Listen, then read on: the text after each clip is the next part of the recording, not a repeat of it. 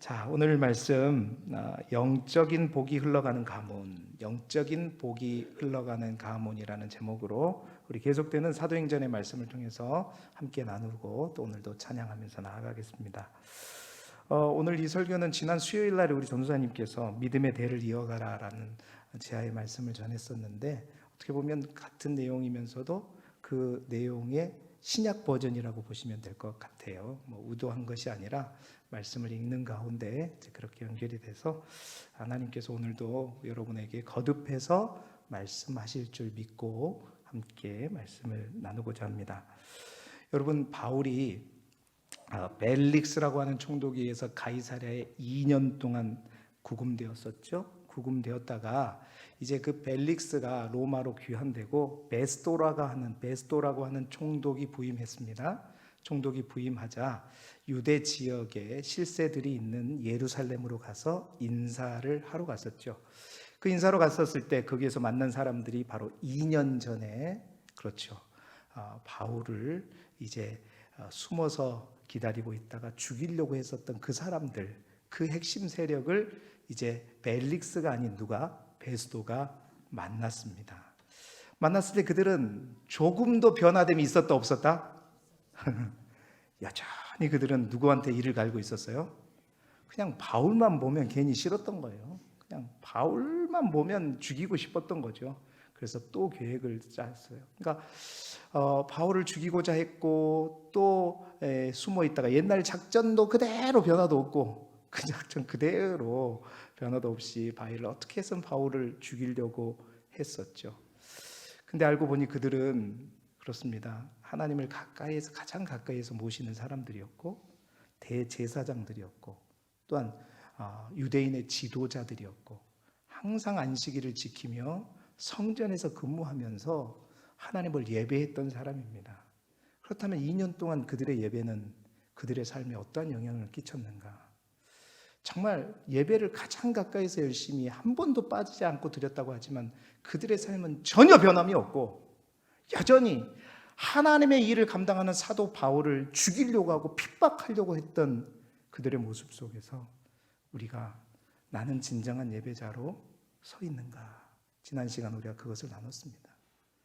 나도 수년간 예배를 드렸지만 내 삶은 항상 여전히 내 흐름대로 그대로 가고, 내 삶의 영역에서는 전혀 하나님이 나에게 개입한 것이 없고 삶의 변화가 없다라고 한다면, 여러분, 우리가 어떻게 바울을 죽이려고, 내가 바울을 죽이지 않으면 먹지도 마시지도 않겠다고 했던 그들과 다를 바가 뭐가 있냐는 거예요. 우리도 똑같은 사람들이다. 그래서 진정한 예배자가 되자. 정말 그 예배는 이 예배 시간에서만 은혜 받고 회하고 끝나는 것이 아니라 뭐다? 개해야 된다. 참 개해야 된다라는 거죠. 삶이 돌이켜져야 되고 변화되어야 할 줄 믿습니다. 자, 그러면 벨릭스 이후 어떤 베스도는 어떤가? 봤더니 베스도도 뭔가 좀 다를 줄 알았어요. 그런데 여전히 그도 또한 누구의 눈치를 봤다? 유대 사람들, 대제사장과 지도자들의 눈치를 봤어요. 분명히 바울이 죄가 없고 아무리 죽이려고 해도 죄가 없다는 사실들을 알았죠. 알았음에도 불구하고 그는 사람들을 기쁘게 하려고 결국 바울을 가이사랴에서가 아니라 예루살렘에서 다시 판결하자. 그 말은 뭐예요? 바울이 예루살렘으로 옮겨갈 때 내복했던 사람들에서 죽여라, 이 뜻이잖아요. 그러니까 사람들을 기쁘게 하려고 자기는 피 묻히지 않고 바울을 죽이려고 했던, 자, 그 말을 했었을 때 우리가 오늘 다 읽지는 않았지만 지난 시간에 읽었던 내용과 오늘 본문 사이에 어떤 일이 일어나냐면, 사도 바울이 이제 바울아, 예루살렘에 가서 그러면 우리 다시 판결하자. 이제 그 모든 의도를 숨겨놓고 바울을 자기 손에 피 묻히지 않고 바울을 죽이려고, 그래서 많은 사람들에게 또 신임을, 지지를 받으려고 했던 거죠. 근데 바울이 그때 뭐라고 말하죠? 사도행전 25장 10절 말씀이에요. 우리 같이 화면을 보고 읽어보죠. 시작. 바울이 이르되 내가 가이사의 재판 자리 앞에 섰으니 마땅히 거기서 신문을 받을 것이라. 당신도 잘 아시는 바와 같이 내가 유대인들에게 불의한 일을 행한 일이 없나이다. 야, 바울이 자기를 죽이려고 2년이 지났어요. 똑같이 또 전혀 그런 거 몰랐죠. 그런데 왜냐면 네가 어떤 죄가 있는지 저 사람들이 하도 그러니까 그쪽 예루살렘에 가서 다시 한번 판결하자. 그 얘기를 들었을 때 사도 바울이 이 얘기를 갑자기 꺼낸 거예요. 나 예루살렘 안 간다. 나 가이사 황제 앞에 가서 재판을 받겠다. 여러분, 그리고 11절 하반절에 보면 결국 뭐라고? 내가 가이사에게 상소하노라 라고 얘기하죠. 자, 여러분 잘 보십시오. 베스도의 말대로 사도 바울이 그럴까? 그럼 내가 죄가 없는데? 떳떳한데? 예루살렘 갑시다. 여러분, 그랬으면 어떻게 돼요? 바울은 죽는 겁니다. 그냥 죽는 거예요. 근데 사도 바울이 뭐냐? 내가 가이사에게 상소한다. 내가 로마에 가서 재판받겠다. 내가 황제 앞에서 재판을 받겠다. 나를 그쪽으로 보내달라. 여러분, 전혀 어떤 계략이 있는지 알지 못하는 바울이 그 순간 어떻게 이런 말을 할 수 있었을까? 여러분, 어떻게 할 수 있었을까요? 바로 성령께서 그 말을 바울의 입술 속에 넣어준 줄 믿습니다. 그러지 않겠어요? 여러분, 아무것도 아닌 것 같지만 이 한마디가 바울의 뭘 건졌어요? 목숨을 건졌습니다. 사실은 바울의 목숨을 건질 뿐만 아니라 이 한마디가 바울이 하나님의 뜻이었던 저 로마를 통해서 땅끝까지 이루고자 한 하나님의 그 계획을 이루는 도구가 됐어요. 이 한마디가, 내가 가이사에게 상소한다 하는 이 한마디가. 여러분, 우리가 수많은 말을 하지만요, 진짜 꼭 필요한 말, 하나님의 뜻을 이루어가는 말, 지혜스러운 말을 할 수 있는 저와 여러분이 되기를 소망합니다. 많이 배웠다고 이 말을 할 수 있을까요? 똑똑하다고 이 말을 할 수 있을까요? 누가복음 12장 11절 12절 말씀이죠. 우리 화면을 보면서 같이 읽어보겠습니다. 시작. 사람이 너희를 회당이나 위정자나 권세 있는 자 앞에 끌고 가거든 어떻게 무엇으로 대답하며 무엇으로 말할까 염려하지 말라. 마땅히 할 말을 성령이 곧 그때에 너희에게 가르치시리라 하시니라. 아멘. 누가 가르쳐 주셔요? 성령께서. 언제? 그때. 오늘 바울이 내가 가이사에게 상소하니라, 이것은 성령께서 가르쳐 주신 말입니다. 여러분, 우리가 이렇게 왜 성령으로 충만해야 되느냐? 왜 우리가 하나님으로 충만해야 되느냐? 여러분, 그렇습니다. 하나님으로 성령으로 충만할 때만이 우리가 이러한 말, 하나님께서 가르쳐 주신 이 말을 할 수 있기 때문입니다. 여러분, 우리는 사도 바울처럼 재판장 앞에 설 일은 없죠. 죽음의 위협까지 받지는 않습니다. 그러나 여러분, 그런 거 있죠. 저는 가끔씩 그런 거 느껴요. 다름이 아니라 우리 아이들이 저한테 뭔가 질문을 할 때, 제가 목사잖아요, 여러분. 목사인데 신앙적인 거, 영적인 걸 저한테 확 막 준비도 안 했는데 확 치고 들어올 때가 있어. 아빠, 내가 물어볼 게 있어. 여러분, 긴장될까요, 안 될까요? 목사가 아빠, 내가 나중에 이거 물어볼 텐데 그거에 대해서 나중에 답해줘. 그러면 제가 그냥 준비했다가 그냥 할 수 있어요. 근데 훅 치고 들어와요. 엊그제도 우리 유담 전사가 저한테 차 타고 가면서 아빠 물어볼 게 있대. 아니, 심각한 건 묻지 마. 긴장되죠. 근데 딱 물어보고 그거에 대한 답을요, 제가 했어요. 근데 유담 전사는 이제 어떻게 느꼈는지 모르겠어요. 근데 내가 생각해도 이게 지금 내 생각인가? 어떻게 내가 이런 말을 하지? 어떻게 이런 말을 해줄 수가 있지? 내가 봐도 내가 너무 말을 잘한 것 같아요. 공감해요? 고개를 막 끄덕거리는 거예요. 그리고 자기가 연구 보고서를 써야 되는데, 아빠 정말 좋은 힌트를 얻었다고. 여러분, 누가 하셨을까요? 성령님께서 하신 줄 믿습니다. 예. 여러분, 우리가 자녀들에게, 주위의 많은 사람들에게 정말로 여러분 지식이 있다고 많이 배웠다고 그게 되는 게 아니더라고요. 늘 하나님 앞에 머물고 하나님과의 관계가 소통되고 하나를 향해서 열려져 있을 때, 여러분 오늘 말씀대로, 누가복음의 말씀대로 마땅히 할 말을 성령이 곧 그때 너희에게 주시리라. 이제 받아서 하는 건 자기 문제입니다. 어찌됐든 여러분들도 그렇죠. 여러분 자녀들이 여러분도 훨씬 더 많이 배웠죠. 공부도 많이 했을 겁니다. 그러나 여러분들이 그들보다 더 지혜스러운 말을 할 수 있는 방법은 성령에 매이면 됩니다. 성령에 충만하면 여러분 그 말에 권위가 있고요, 그 말에 깊이가 있고요, 또 그 말에 지혜가 있습니다. 그래서 아이들이 압니다. 아이들이 신앙이 있으면 더더욱더 알게 되는 거죠. 여러분이 성령 충만한 우리 길두교회 교인들이 되기를 주님의 이름으로 축원합니다. 자, 이건 이렇고 오늘은 이게 중요한 게 아니라요. 자, 그렇게 해서 이제 그 말을 하게 되었을 때 갑자기 두 사람이 오게 되는데요. 오늘 사도행전 25장 13절 말씀입니다. 그 일이 있고 난 수일 후에 13절에 베스도를 방문한 사람들이 있었어요. 함께 읽어보겠습니다. 시작. 수일 후에 아그리빠 왕과 버니게가 베스도에게 문난하러 가이사라에 와서.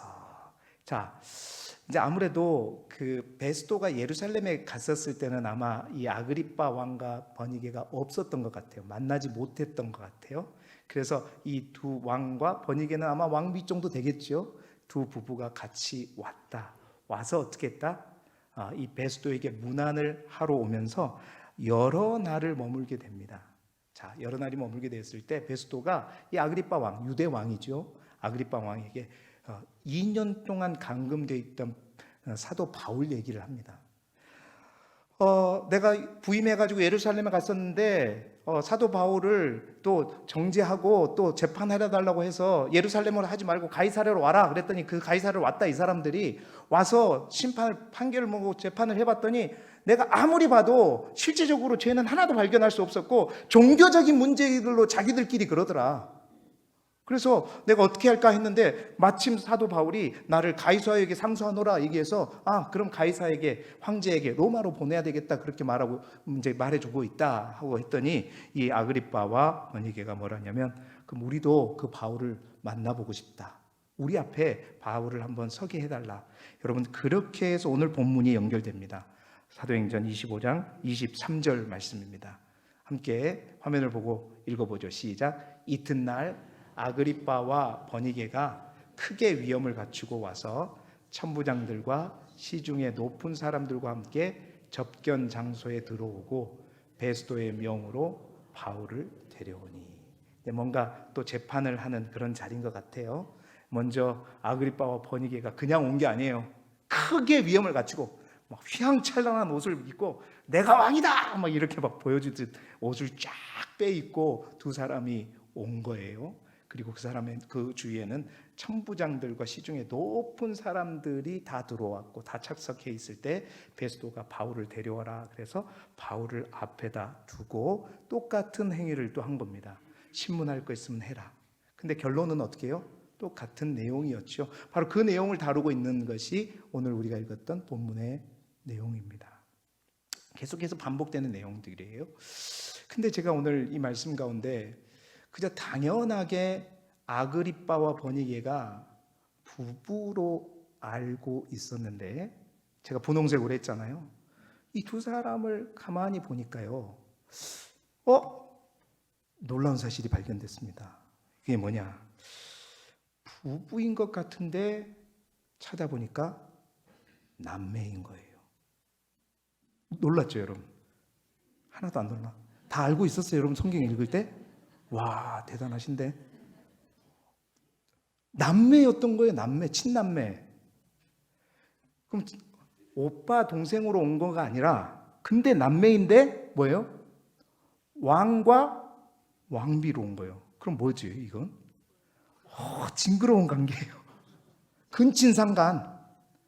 그러니까 세간에 이 두 사람이 이렇게 부부의 연처럼 같이 다니는 게 떠들썩한 이슈였다는 겁니다. 떠들썩한 이슈였다.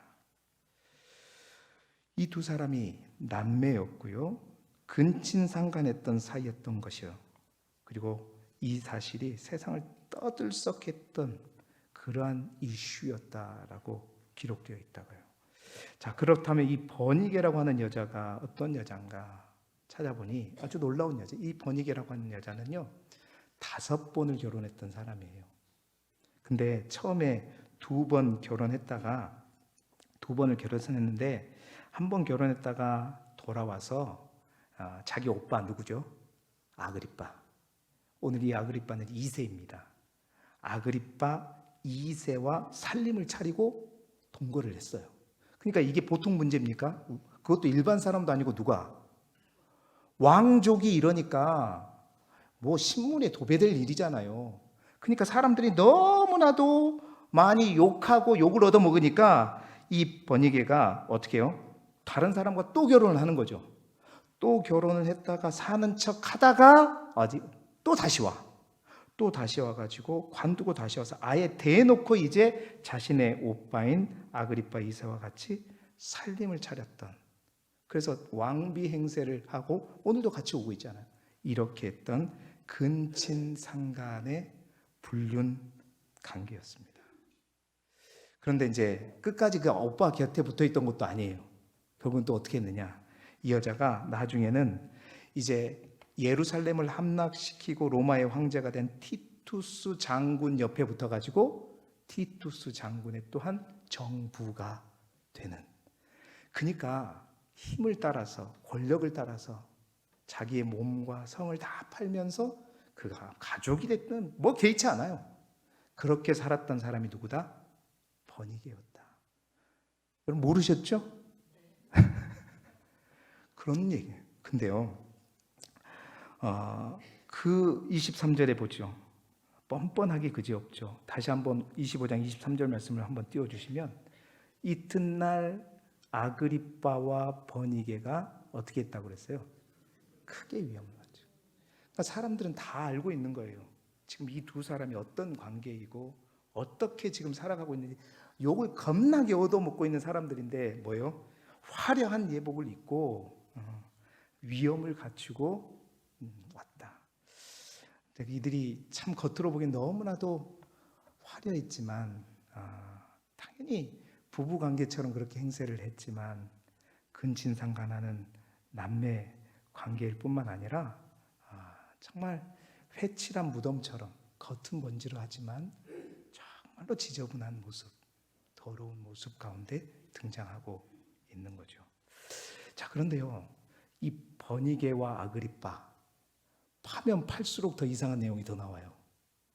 자, 보니까 여러분 이 베스도 앞에 벨릭스 기억나시죠? 사도 바울을 가이사랴에 감금했던 이 벨릭스 총독. 벨릭스 총독의 아내가 여러분 기억나시는지 모르는데 드루실라였죠. 그 드루실라에 대해서 제가 설명할 때 뭐라 그랬냐면, 그 드루실라가 이제 조그만한 나라의 왕의 왕비였다고 제가 말씀을 드렸어요. 그런데 그 왕을 버리고 어떻게 해요? 총독인 벨릭스를 꼬셔가지고, 아니 서로 꼬셨죠. 벨릭스도 한번 자기가 가져야 된다고 생각하면 무조건 가지고자 하는 욕심쟁이였다고 말씀드렸잖아요. 그렇게 해서 왕비가 되었던, 그 총독의 아내가 되었던 드루실라 있죠. 여러분 그 은큼한 여자,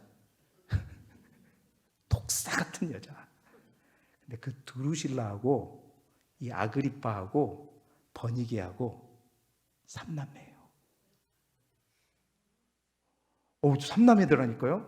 야, 이 정도 되면 이 집에 그냥 가계도를 족보를 한번 살펴봐야 되겠다. 한번 띄워주십시오. 인터넷에 보니까 이 가정의 족보가 좀 복잡하지만 간단히 보는 방법은 이 헤롯 가문이에요. 헤롯 왕의 가문인데, 우리가 일반적으로 아는 헤롯 대왕, 이제 그 예수님의 탄생과 관련해서 예수님을 죽이려고 했던, 그래서 동방 박사들이 어디다고 말해주지 않자 모든 아이들을 다 죽이려고 했던 그 왕이 누구냐면 헤롯 대왕입니다. 헤롯 그레이트. 이 헤롯 대왕의 밑에 있는 빨간 미리암 1, 2 뭐 이 사람들이 이제 아내예요. 아내들, 그리고 그 아내 밑에서 난 아들들이 쭉 알렉산더부터 쭉 있는 거예요. 그죠? 거기에 헤롯, 파란색으로 된 게, 그러니까 헤롯 대왕에 이어서 유대의 두 번째 왕이 누가 됐냐면 헤롯 안티파스가 왕이 됩니다. 여러분, 헤롯 안티파스가 누구냐? 이제 헤롯의 열의 아들 중에 순서로 보면 이게 나이 순인지 어쩐지 모르겠지만 하나, 둘, 셋, 넷, 다섯 번째죠. 다섯 번째 아들이라고 얘기를 합니다. 이 헤롯 안티파스가 우리가 잘 알고 있는 세례 요한을 감옥에 가두었던 왕이고, 그리고 또한 자기를 위해 춤을 추었던 헤로디아의 딸 살로메의 요청대로 세례 요한의 목을 베가지고 갖다 주었던 그 왕이 헤롯 안티파스입니다. 그리고 성경에, 신약 성경에 등장하는 또 하나의 헤롯 왕이 있었는데 그 왕이 바로 헤롯 아그리파 1세입니다. 그 다음 때죠. 그러니까 이 두 번째 라인, 헤롯 안티파스가 헤롯 대왕의 아들 때고 그 밑에 때가 이제 손자잖아요. 헤롯 대왕의 손자. 자, 그런데 헤롯 대왕의 아들인 헤롯 안티파스가 왕이 되고 이제 세 번째 왕을 누가 갖게 되냐? 헤롯 아그리파 1세가 되는데, 이 헤롯 아그리파 1세는 그의 아버지가 뭐라고 되어 있어요? 아리스토블루스라고 되어 있죠. 근데 아마도 미운살이 많이 박혔나 봐요. 헤롯 대왕이 자신의 아들인 아리스토블루스를 반역 죄명으로 직접 죽여버립니다. 근데 친아들인 이제 아리스토블루스를 죽이고 손자인 헤롯 아그리파를 아버지는 죽였지만 어떻게 해요? 로마로 보냅니다. 그래서 로마에 좋은 교육들을 받게 하죠. 그래서 아마 후대, 그러니까 헤롯 안티파스 이후의 왕으로 점찍지 않았는가 싶은 생각이 들어요. 그런데 이 헤롯 아그리파 1세가 누구냐면 사도행전 12장에 많은 사람들의 유대인의 지지를 얻으려고 이제 그 사도 요한을, 야고보 사도를 감옥에 가뒀다가 칼로 베어 죽였던 그 헤롯 왕이 이 헤롯 아그리파 1세예요. 사도를 한 명 죽었더니 사람들이 나한테 환호를 해. 그랬더니 제가 뭐였더니 베드로까지 옥에 가둬갖고 죽이려고 했었는데 오늘 오전에 했던 그 얘기가 나온 거예요. 성도들이 기도하자. 천사가 와서 풀어줬는데 그 얘기가 그때가 누구냐? 헤롯 아그리파 1세 때의 이야기다라는 거죠. 이 헤롯 아그리파 1세가 어떻게 죽었냐? 두루와 시돈 사람들 앞에서 설교를 하는데 그 사람들이 와, 신의 목소리다 이러고 하고 있을 때 교만하고 방제할 때 하나님의 천사가 와가지고 그를 죽이는데 벌레들이 먹어갖고 죽어버리는 그 왕이 헤롯 아그리파 1세였습니다. 그러니까 원래는 로마에 있다가 이 사람이 로마의 모든 교육들을 받으면서 나중에 로마의 왕이 된 티베리우스와 갈리쿨라와 같은 가까운 사이가 돼요. 그러면서 이제 로마에서 돌아와 가지고 자기 삼촌이잖아요. 헤롯 안티파스는 삼촌을 갖다가 로마 황제에 대한 반역죄로 몰아가지고 이제 보내버리고 자신이 유대의 왕이 돼서 아까처럼 이제 그 야고보 사도를 죽이고 베드로를 옥에 가두었고 벌레에 먹힘을 당해서 죽었던 왕이 헤롯 아그리파고요.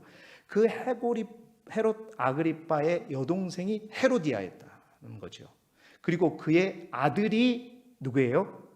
헤롯 아그리파 2세. 오늘 본문에 나오는 헤롯 아그리파 2세였고 동생이 누구예요? 버니게였고 또 동생이 누구예요? 드루실라. 그런데 동생 버니게하고 뭐였어요? 근친상간을 한 거예요. 친남매끼리. 여기만 이런 거냐? 여러분, 헤롯 안티파스는 원래 빌립 1세하고 헤로디아하고 부부 결혼을 한번 했죠. 그래서 누구를 낳았다 그랬죠? 살로메를 낳았잖아요. 그런데 헤롯 안티파스가 동생인 빌립 1세를 그 아내인 헤로디아를 빼앗아 버렸잖아요. 사실 세례 요한이 옥에 갇힌 이유가 그걸 가지고 지정해가지고 옥에 감금됐다가 결국 죽음까지 당하게 됐는데, 그러니까 자신의 조카를 어떻게 해요? 아내로 삼았을 뿐만 아니라 그것만 됐냐? 살로메는 빌립과 헤로디아의 딸이었는데 이 살로메는 또 누구랑 결혼을 해요? 저 끝에 있는 헤롯 대왕의, 거기도 어떻게 보면 뭐 삼촌보다 더 높은 관계잖아요. 그렇게 결혼을 해버려요. 그러니까 이 족속은, 이 가문은 그냥 뭔가 모르게요, 보이지 않는 죄와 뭔가 저주가 흐르고 있는 가문이었음을 알게 되는 것입니다. 여러분, 그렇습니다. 이 집안에 흐르는 죄가 있고 성적인 문란함이 대를 이어서 계속되고 있는 거예요. 다른 사람이 생각지도 못한 일들, 모든 사람이 다 보고 있는 왕족임에도 불구하고 자연스럽게 이렇게. 왜 그런가? 그 가정이 그러한 가정이었기 때문이다라는 것입니다. 여러분, 그렇습니다. 한 집안에 영적인 축복이 흐르는 가정이 있는가 하면요, 저주와 죄가 흐르는, 그래서 그 영향 아래에 벗어나지 못하고 계속 묶여있는 가정이 있을 수 있다는 것입니다. 여러분, 그래서 우리가 오늘은 우리의 가정을 놓고 한번 기도했으면 좋겠다라는 생각이 들어져요. 내가 무심코 죄를 향해서 문을 열고 죄를 범하게 되면 사실은 그것이 나의 당대에서 끝나는 것이 아니라 이처럼 그러한 죄가 우리의 가정뿐만 아니라 우리의 가문을 더럽히고, 여러분, 이러한 헤롯 가문과 같은 이러한 가문까지 될 수 있다라는 사실입니다. 이 말씀 가운데 제가 서울에서 고등부 전도사를 할 때 공과책에 재밌는 하나의 연구가 발표되었음을 보게 되었어요. 그것이 생각나더라고요. 그게 뭐냐면 바로 약 한 두 가문에 대해서 40년 전에 이제 이 연구가 진행되었는데 두 가문을 비교하는 거였습니다. 아마 여러분들이 한 번쯤은 들어보셨을 수도 있고요. 교회학교 선생님들은 아마 이 내용을 공과책에 많이 언급이 되기 때문에 아마 보셨을 분들도 있을 거예요. 한 가정은 조나단 에드워드라고 하는 목사님 가정이고요. 한 가정은 이제 막스 주쿠라고 하는 운동가의 가정입니다. 그 두 사람은 동시대의 사람이었어요. 자, 조나단 에드워드는 아주 유망한 부흥사였고요, 경건주의자요, 목사님이었습니다. 말씀으로 아이들을 양육하는 목사님이었고, 그의 집에는 항상 예배가 드려졌고요, 아이들은 어려서부터 말씀으로 기도하고 그리고 물질도 구별했고 교회에서 봉사했고 하나님, 그러니까 부모의 규율 아래서 양육되었던 그런 가문이었죠. 그런데 동시대에 살았던 막스 주크는요, 무신론자였을 뿐만 아니라 에드워드와 달리 규율이 아닌 자유를 강조했던 운동가였습니다. 그가 했던 대표적인 운동이 뭐냐면 법 파괴 운동, 그리고 규칙 파괴 운동 뿐만 아니라 무법과 무책임을 주장했다는 거예요. 왜 이 가문이 비교됐냐면 둘 다 동시대의 인물일 뿐만 아니라 둘 다 자녀를 똑같이 13명을 두었다는 거죠. 비교 조건이 똑같죠. 그런데 이 가문을 5대까지 추적했습니다. 추적해 보니까 연구를 무려 7년 동안 해보니까 그 결과가 어떻게 됐냐? 바로 이 내용입니다. 여러분 보이시죠? 5대를 걸쳐서 조사해 보니까 조나단 에드워드 가정은 300명의 목사가 나왔고요, 100명의 교수가 나왔고, 100명의 변호사, 30명의 판사가 나왔고, 60명의 의사, 14명의 대학 총장, 3명의 주지사, 1명의 재무장관, 1명의 부통령이 나왔다는 거예요.